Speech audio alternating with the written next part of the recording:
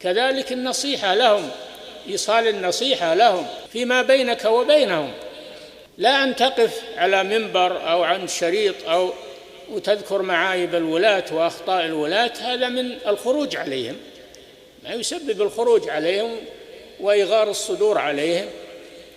بل إذا حصل عندك أو أدركت خطأ وتمكنت من مناصحتهم، مشافهة أو مكاتبة أو أن توصي من يتصل بهم، فإنك يجب عليك ذلك، هذا من النصيحة لهم، هذا من النصيحة لهم.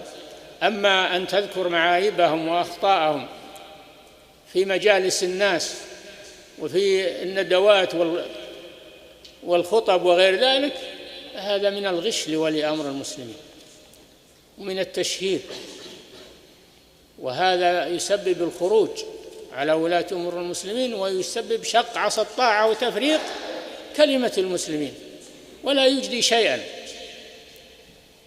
الله جل وعلا قال لنبييه ورسوليه موسى وهارون عليهما السلام لما أرسلهما إلى فرعون، قال فأتياه ما قالوا وقفوا بالشوارع ولا بالأمكنة ولا بالحفلات وسبوه، لا، قال فأتياه فقولا له، شوف كلمة له، ما بتقولوا لغيره، فقولا له قولا لينا لعله يتذكر أو يخشى.